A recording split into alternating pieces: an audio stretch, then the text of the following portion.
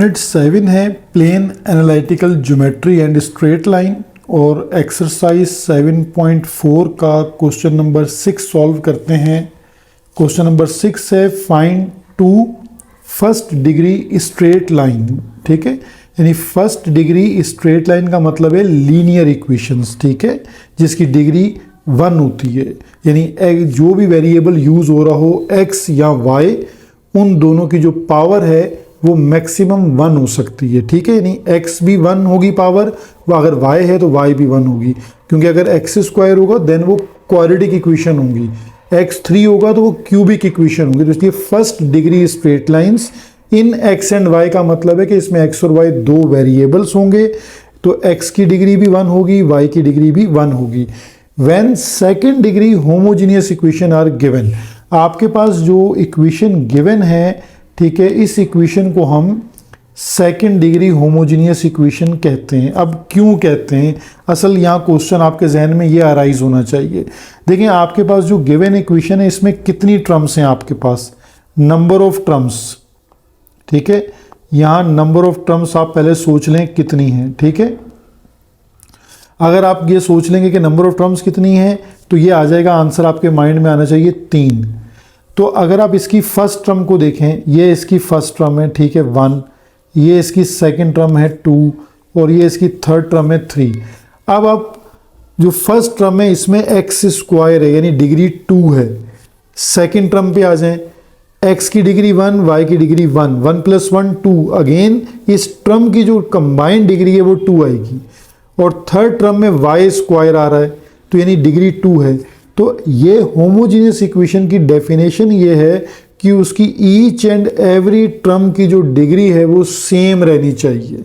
ठीक है, तो यहाँ इसको हम सेकेंड डिग्री इसलिए कहते हैं क्योंकि हर टर्म की जो डिग्री है वो 2 रहेगी।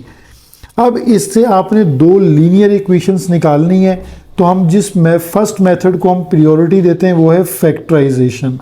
अगर ये होमोजीनियस इक्वेशन फैक्टराइज हो सकती है तो हम इसको मिडल टर्म ब्रेक से फैक्टराइज करेंगे। तो ये हमने इसको मिडल टर्म ब्रेक से फैक्टराइज किया। ठीक है, फैक्टर्स को हमने कॉमन ले लिया, तो हमारे पास ये दो फैक्टर्स बन जाते हैं जिनको हम अलग अलग ज़ीरो के इक्वल करके लिखते हैं कि जी 3x - 5y = 0। ये आपके पास लाइन 1 आ गई, और x + y = 0 ये आपके पास लाइन 2 आ गई। अब यहाँ देखें तो x की डिग्री भी 1 है, y की डिग्री भी 1 है, तो इसको हम फर्स्ट डिग्री, यानी इस चीज़ को हम कहते हैं फर्स्ट डिग्री इक्वेशंस। ठीक है, ये आपके पास यहाँ एक पार्ट सॉल्व हो गया इसका।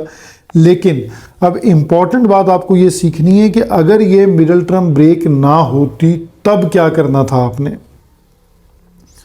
तब आप इसके ऑल्टरनेट पे मूव करेंगे और होमोजीनियस इक्वेशन की स्ट्रेट जो जनरल इक्वेशन है उसको लिखेंगे। ठीक है, यानी जो होमोजीनियस इक्वेशन की आपके पास स्टैंडर्ड फॉर्म है वो क्या है, ax² + 2hxy + by²। अब आप कंपैरिजन करवाएंगे इक्वेशन नंबर 1 एंड 2 का। यहां आपने कंपैरिजन करवा लिया, और कंपैरिजन में क्या होगा, x² का कोफिशिएंट हमारे पास a है और इक्वेशन नंबर 1 में 3 है, तो a = 3 आ जाएगा। देन xy का कोफिशिएंट है 2h और इक्वेशन नंबर 1 में xy का कोफिशिएंट है -2, बोथ आर इक्वल, तो यहां से h की वैल्यू आपके पास आ जाएगी -1। देन y² का कोफिशिएंट है b और इक्वेशन नंबर 1 में y² का कोफिशिएंट है -5, तो b = -5। ठीक है,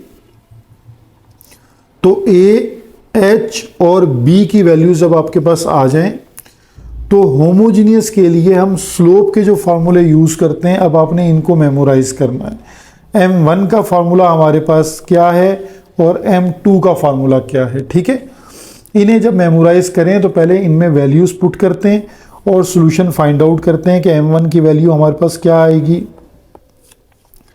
minus as it is h की वैल्यू है हमारे पास -1 ± √-1 का स्क्वायर -a और b है -5 डिवाइडेड बाय b यानी -5, ठीक है।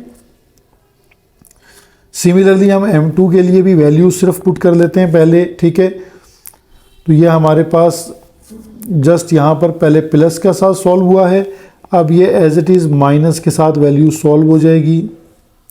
h हमारे पास है -1 का स्क्वायर माइनस a और b यानी -5 डिवाइडेड बाय -5, ठीक है। तो अब हम m1 को सॉल्व करते हैं, माइनस माइनस हो जाएगा +1 प्लस अंडर रूट -1 का square +1 minus minus plus 5 3 15 divided by 5। Similar solution आपके पास ये m2 में भी आ जाएगा, ठीक है, और माइनस और यहाँ पे आ जाएगा under root 1 plus 15 divided by -5।